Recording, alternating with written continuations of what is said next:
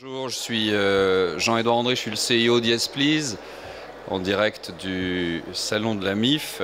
Je vous présente une technologie et une méthodologie. YesPlease est une agence d'innovation qui pratique en effet deux formes d'innovation qui sont complémentaires l'une de l'autre, comme on va le voir. C'est d'abord une agence d'innovation incrémentale et c'est aussi une agence d'innovation digitale.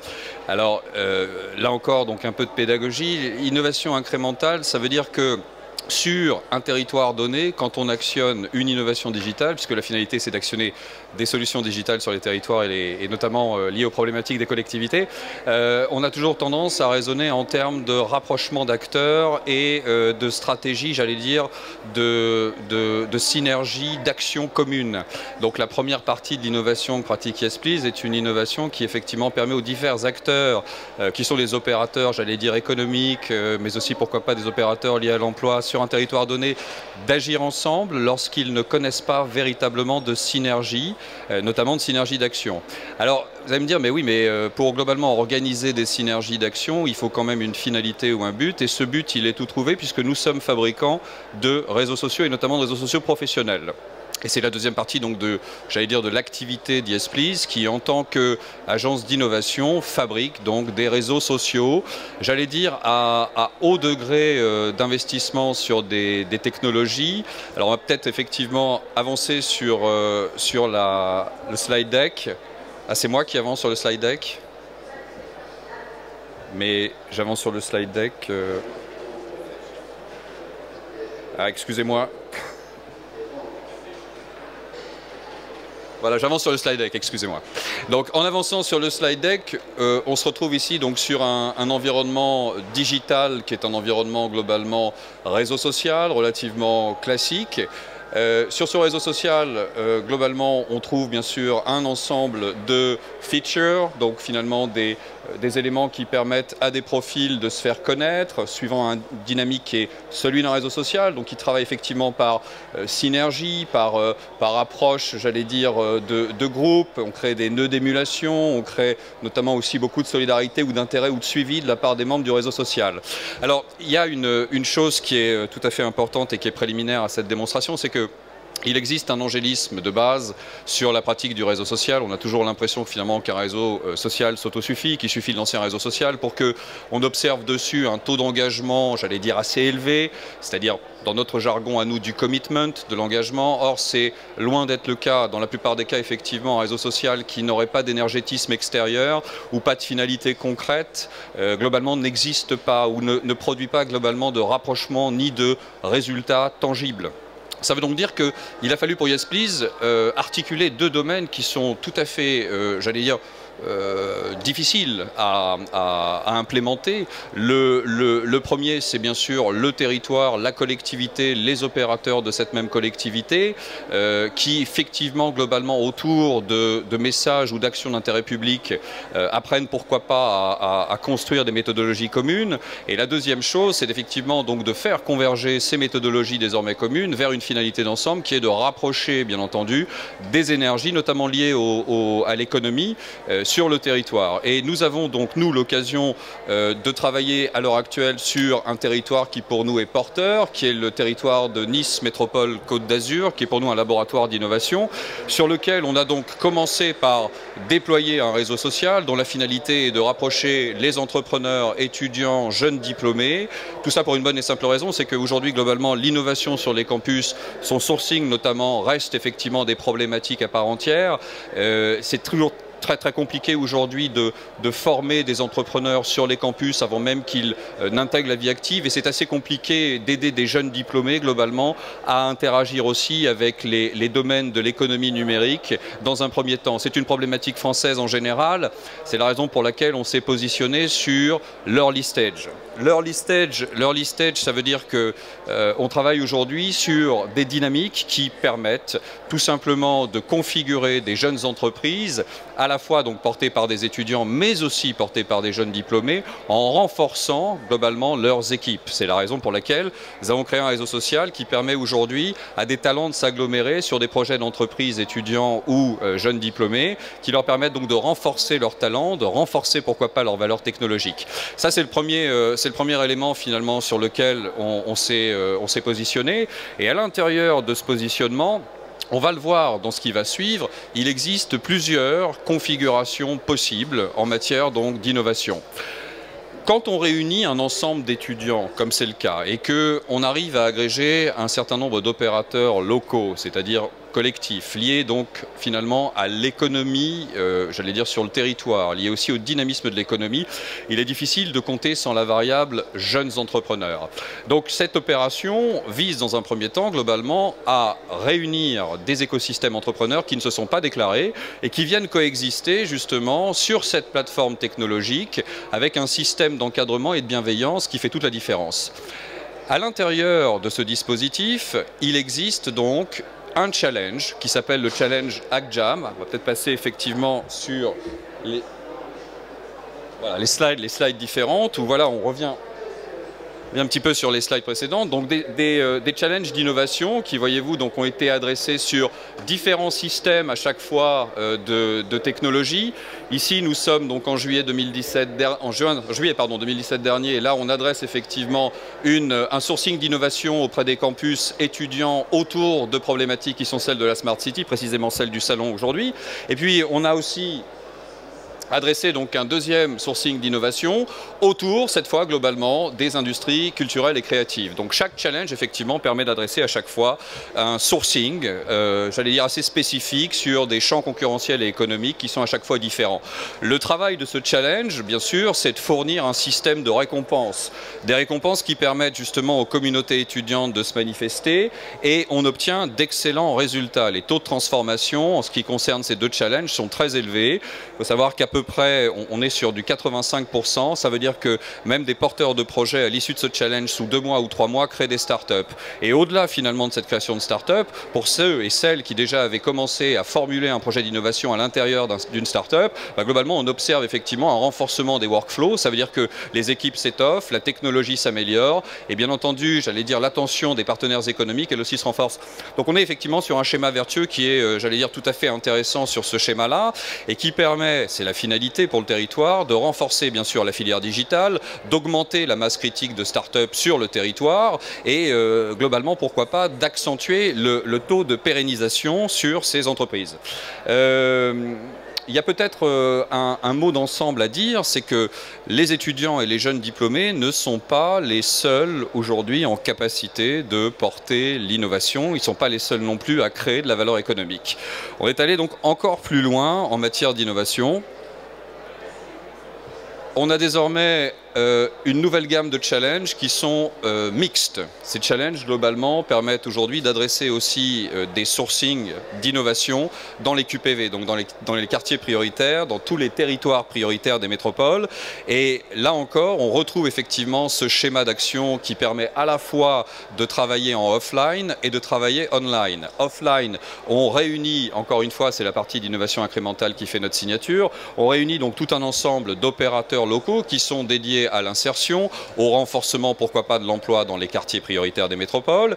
Et autour de ce renforcement des écosystèmes, on va produire un challenge d'innovation, là encore, qui permet donc de travailler sur des circuits courts, avec un système de récompense, à gagner des incubations jusqu'à 6 mois d'incubation dans des incubateurs partenaires, du mentoring, à gagner aussi des boosters médiatiques auprès de nos partenaires, à gagner encore globalement des suivis, une aide pourquoi pas jusqu'au design thinking, jusqu'à l'idéation du service. Et ça, donc, grâce à, encore une fois, cette innovation incrémentale qui permet de rapprocher les bonnes volontés et la bienveillance.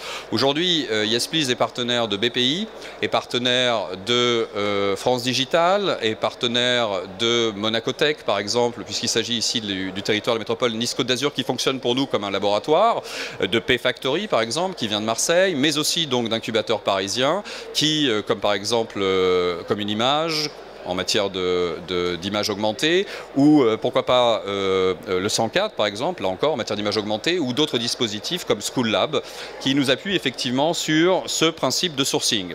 La finalité ici, donc, c'est d'arriver à sourcer, là encore, des talents comme on le fait sur les campus universitaires ou auprès des jeunes diplômés qui sont en capacité aujourd'hui, pourquoi pas, d'offrir une innovation de service ou de travailler effectivement sur un renforcement digital de leur premier projet d'entreprise. Ce qui va se passer avec ça, c'est que sur ce réseau social, eh bien, on va se retrouver avec désormais deux communautés mixtes. Et c'est là que j'insiste.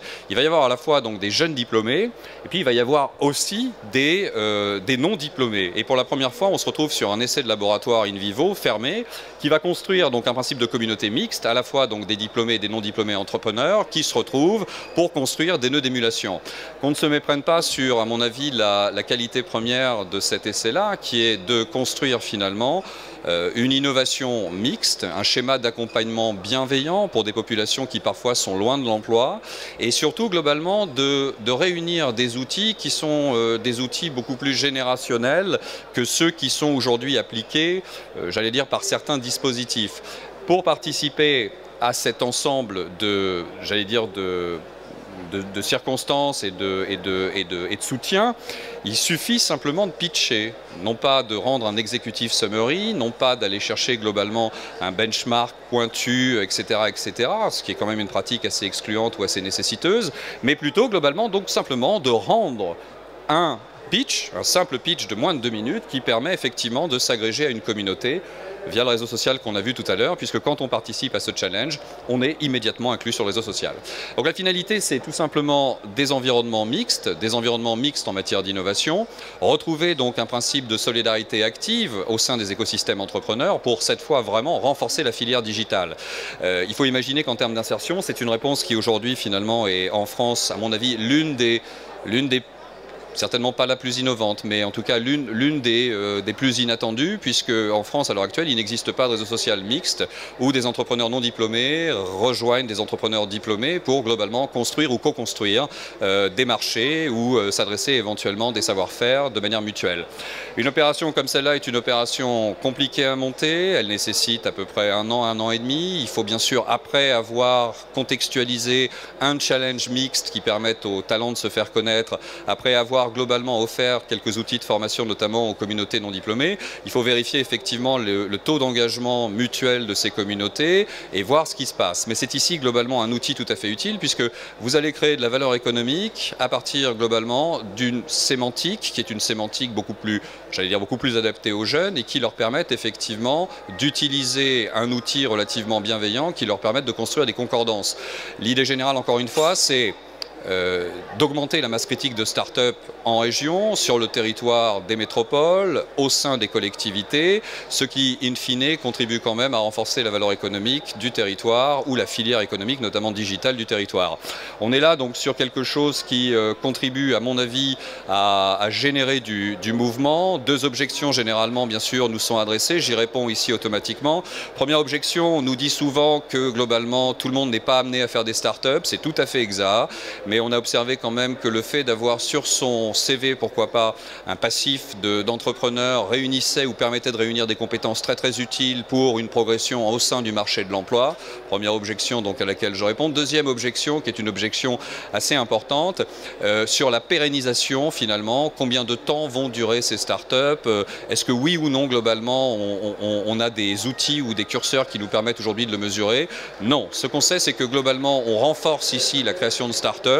Si on renforce la création de start-up, on permet aussi globalement à des communautés d'entrepreneurs de s'agréger les unes aux autres et avec cette agrégation de construire des workflows, des équipes renforcées. Il faut bien comprendre aujourd'hui qu'un investisseur est en capacité d'investir sur de l'early stage à condition qu'une équipe soit là et qu'une véritable équipe soit là, qu'elle soit effectivement en capacité d'offrir de la complémentarité.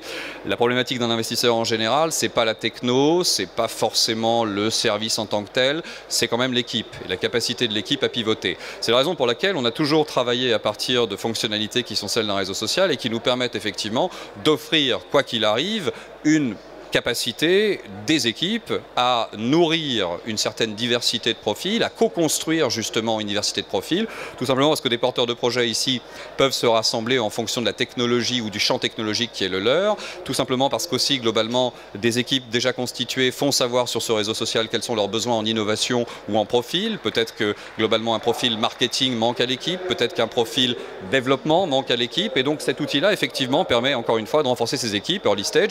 Ça veut dire que quand on augmente la masse critique finalement sur le territoire de la collectivité, on augmente aussi la capacité économique réelle de ces mêmes entreprises, puisque dès lors que finalement elles peuvent pivoter dès leur early stage, elles peuvent intéresser un certain nombre d'investisseurs. Il y a aussi globalement une problématique d'ensemble dont personne ne parle, et je crois qu'il convient de mettre les pieds dans le plat. En France, une start-up, c'est quelque chose qui ressemble à Sigfox ou à Blablacar, et je suis navré de dire que start-up ne veut pas dire Sigfox ni Blablacar, et qu'effectivement les champions digitaux de 2020 ou de 2025, on ne les connaît pas, et qu'il est peut-être temps de s'en soucier un peu. Donc ce sourcing amont répond aussi, j'allais dire, d'une couche d'intérêt ou d'une nouvelle couche d'intérêt de la part des VC.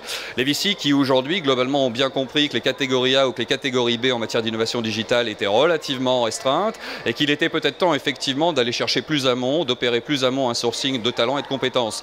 Ça veut peut-être dire que la niche sur laquelle la France, puisqu'on parle d'un cas français, est si faible, c'est-à-dire la compréhension de l'early stage, la valorisation de l'early stage, est en capacité, pourquoi pas, de pivoter. En tout cas, aujourd'hui, il y a un véritable appel d'air qui fait que des investisseurs nous contactent, des VC s'intéressent à ce qu'on fait, parce qu'on amène aujourd'hui un visage sur l'innovation digitale de 2020 ou 2025. Et c'est assez important, à mon sens. Donc, vous voyez, il y a deux manières de procéder, à la fois une innovation, j'allais dire, qui fait partie d'une innovation stratégique, qui permet de corréler l'action des acteurs locaux, les uns auprès des autres, de retrouver finalement un espace de synergie active, et de l'autre, globalement, donc un montage digital qui permet effectivement en matière d'innovation de co-construire des communautés, de co-construire aussi globalement des nœuds d'émulation et de solidarité entre participants. Il y a un dernier élément qui me semble très très important, c'est que Yes Please est une agence d'innovation au sens fort en matière de technologie. Il est évident qu'à partir de ce type de public, notamment jeunes et diplômés ou non diplômés, on a énormément travaillé autour du web sémantique et autour de l'algorisation d'un certain nombre de nouveaux champs de recherche. Donc on développe nous des technologies que je ne peux pas montrer ici, mais on développe nous des technologies qu'on appelle les technologies speech to text, qui permettent effectivement globalement à un pitch, dès lors qu'il est positionné sur notre plateforme, d'être tout simplement converti en texte et de produire directement, grâce à cette algorisation, de produire directement une liste de matching très très fin qui permet à un entrepreneur qui sera un nouveau venu sur ce réseau social de trouver immédiatement des couches d'affinité avec un certain nombre de membres qui y sont présents. Et cette algorisation, qui fonctionne de manière très fine, permet donc encore une fois d'enregistrer un certain nombre de data.